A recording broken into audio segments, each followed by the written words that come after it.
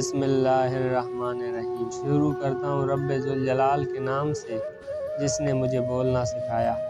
السلام علیکم ناظرین اکرام، پھر سے آپ کو المعز ٹی وی میں دل کی گہرائیوں سے خوش آمدید کہتا ہوں۔ بیان کیا جاتا ہے کہ بنی اسرائیل میں ایک شخص تھا جس کی بیوی نہایت ہی حسین تھی، جس پر وہ اسرائیلی فریفتہ تھا۔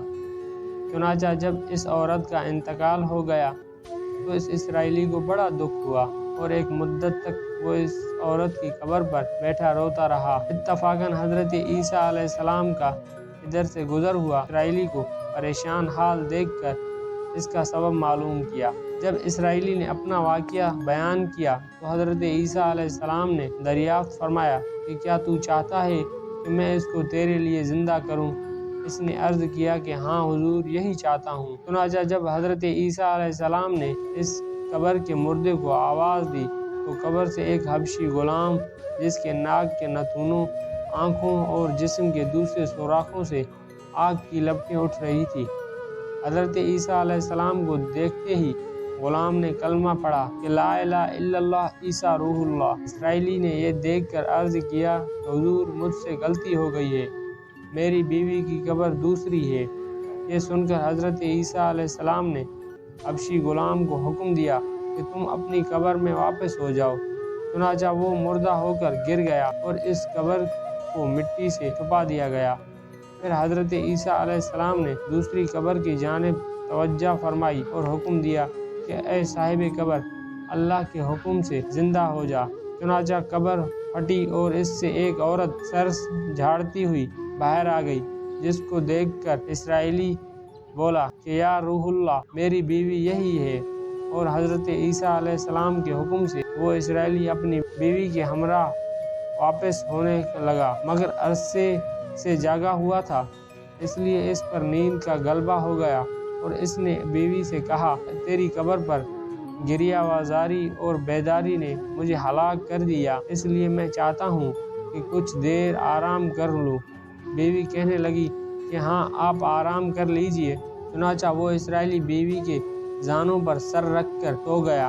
اتنے میں ایک گھوڑے پر سوار ایک شہزادے کا ادھر سے گزر ہوا جو اپنے زمانے کا یکتا حسین تھا، جس کو دیکھ کر شہزادی ذوق فریفتہ ہو گئی اور اس کا دل قابو میں نہ رہا۔ اس نے شوہر کا سر زانوں سے نیچے رکھا اور فرط محبت و غالب عشق سے مجبور ہو کر شہزادے کے سامنے جا کر کھڑی ہوئی۔ ادھر جیسے ہی شہزادے کی نظر اس پر پڑی، وہ بھی اس کو دیکھ کر اس پر فریفتہ اور عورت کی خواہش پر اس کو اپنے گھوڑے پر بٹھا کر لے گیا۔ چنانچہ اس کے شوہر نے بیدار ہو کر جب اپنی بیوی کو نہ پایا تو نہایت ہی پریشان ہوا اور اس کے ملنے کی تدبیر سوچنے لگا۔ سوچتے سوچتے آخر اس کے نشان قدم پر چل کر اپنی بیوی کو تلاش کر لیا، جو شہزادے کے پاس پہنچ چکی تھی۔ اس کو دیکھ کر اسرائیلی نے شہزادے سے عرض کیا کہ یہ میری بیوی ہے، آپ اس کو چھوڑ دیں۔ ابھی شہزادہ کچھ کہنے بھی نہ پایا تھا کہ اس عورت نے کہا کہ میں تیری بیوی نہیں، بھلا شہزادے کی لونڈی ہوں۔ یہ سن کر شہزادہ اسرائیلی سے کہنے لگا، کیا مجھ سے میری لونڈی کو لینا چاہتے ہو؟ اس نے کہا کہ خدا کی قسم، یہ میری بیوی ہے جس کو میرے سردار حضرت عیسیٰ علیہ السلام نے مرنے کے بعد میرے لیے زندہ کیا ہے۔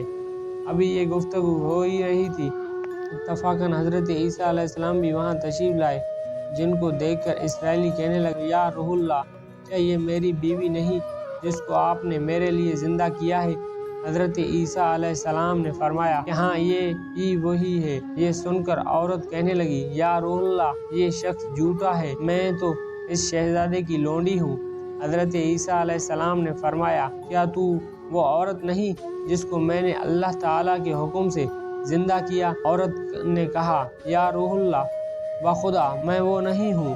اس کے بعد حضرت عیسیٰ علیہ السلام نے فرمایا، جو جان خدا کے حکم سے میں نے تجھے دی تھی اس کو واپس کر دے۔ یہ سنتے ہی وہ عورت پھر مردہ ہو کر گر پڑی اور حضرت عیسیٰ علیہ السلام فرمانے لگے کہ جو شخص ایسے آدمی کو دیکھنا چاہے جو کافر مرا اور زندہ ہو کر ایمان لایا تو وہ اس حبشی غلام کو دیکھ لے جو پھر ایمان کی حالت میں مرا، اور جو کوئی ایسے شخص کو دیکھنا چاہے جو مومن مرا تھا پھر اللہ نے اس کو زندہ کیا اور کافر ہو کر کفار کی حالت میں مر گیا، تو وہ اس عورت کو دیکھ لے۔ اس واقعے کو دیکھ کر اسرائیلی نے قسم کھائی کہ اب کبھی نکاح نہ کروں گا، اور میدانوں کی طرف نکل گیا جہاں اللہ تعالیٰ کی عبادت میں مصروف رہ کر اسے موت آ گئی۔ اللہ تعالیٰ نے اس پر رحم فرمائے۔ نبی اور رسول کے اقرار و انکار کا نتیجہ اس حکایت سے ظاہر ہوتا ہے اور سبق ملتا ہے کہ کامیابی اپنے نبی کی اطاعت و محبت سے ہی مل سکتی ہے۔